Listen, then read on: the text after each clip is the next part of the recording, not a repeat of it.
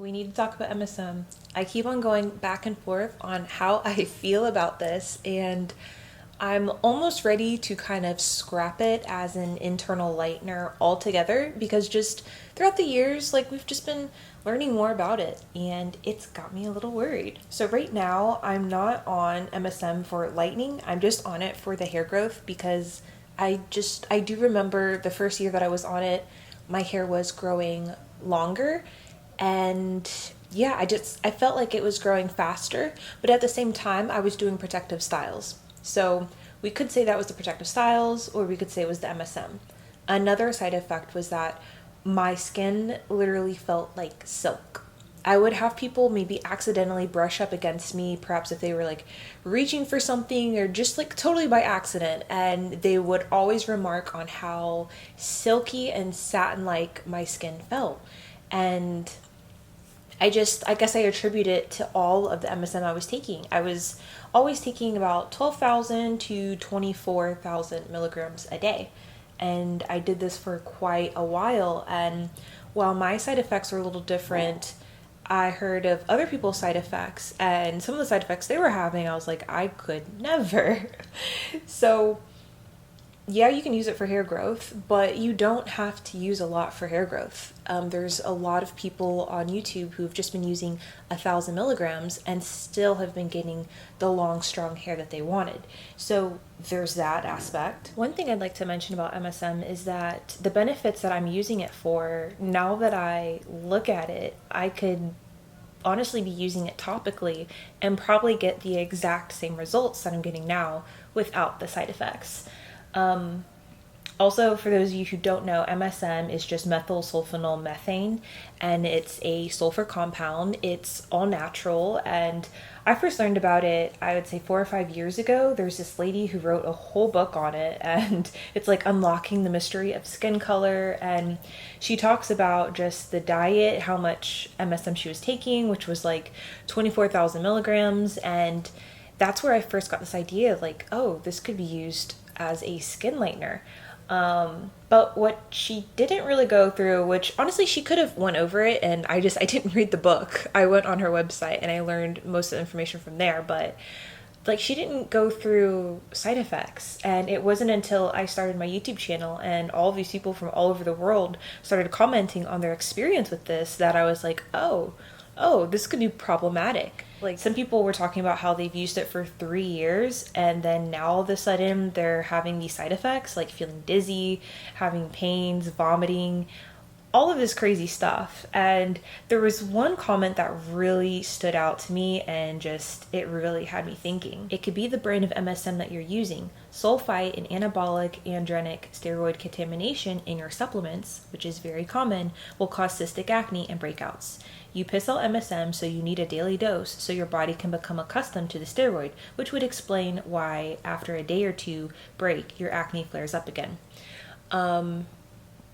I've already heard from other people that this doesn't just go for MSM. This goes for all supplements. This would be all powders. These would be like protein powders, pre-workout, everything that in some of these factories, there's cross-contamination. It's not just some. It's like there's always going to be a level of cross contamination, and we are having like a resurgence in steroids in general, especially in the US right now. More people are starting the conversation around them, and they're saying that these are the same factories that are making these steroids. Not necessarily that they're illegal, but there's legal things that are on the market that you can just buy, and you're getting cross contamination. And that really struck me.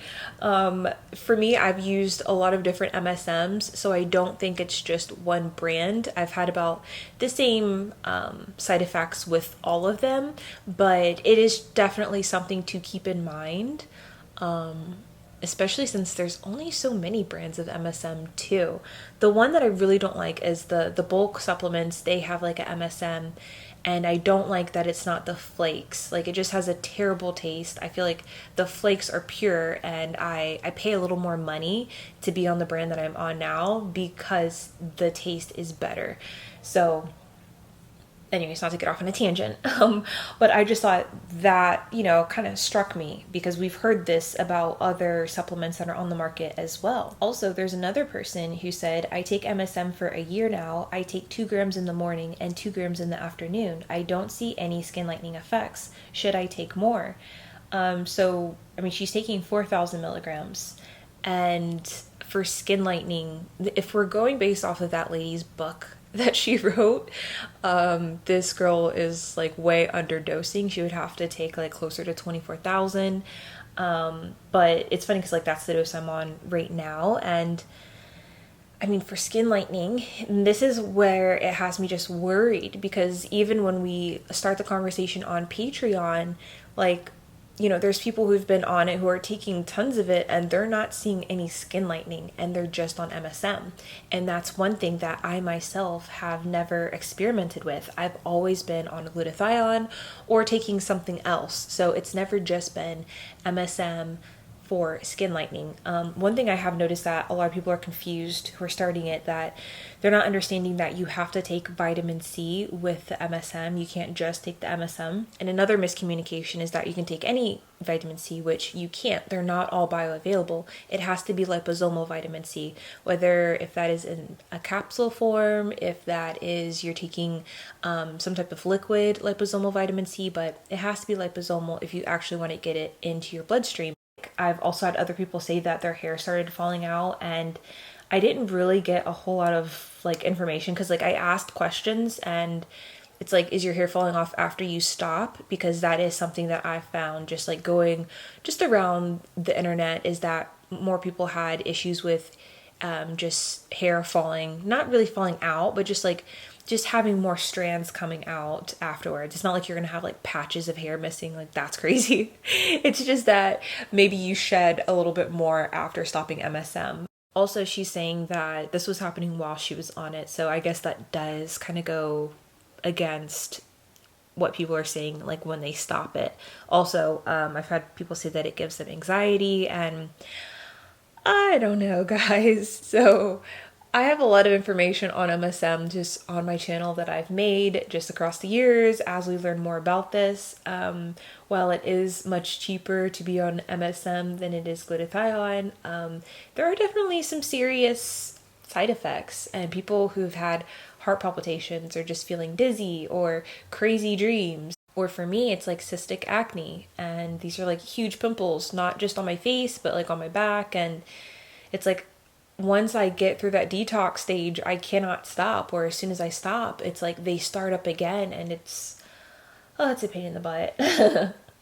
So one thing I do want to kind of experiment with is just using it topically. If you want to use it topically for your hair, there's already other YouTubers who've been doing this, and basically you just dissolve some in water, so like a scoop in water, you put it in a spray bottle and you spray it on your hair, kind of like a rinse, then you rinse it out.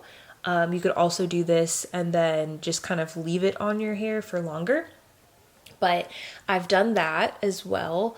And then there's other people also who've said like you can use MSM topically. And for me, I was thinking something like dissolving it perhaps in distilled water or aloe vera, and then making like maybe like a gel and applying it that way. So it's like I still want the super soft skin results, and who knows, maybe using it topically, maybe there's more lightening in that.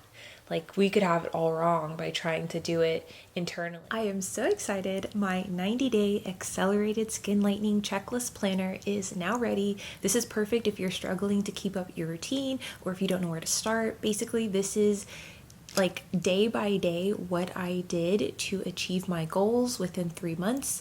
I tell you basically everything you need to know. All you have to do is like check off the box. So I should tell you like what to take in the morning, what to take in the evening. For different weeks, you guys will be doing like coffee enemas. There are certain times where you'll be doing just different exfoliation routines. I show you or tell you about what topical I mix together. It's really affordable.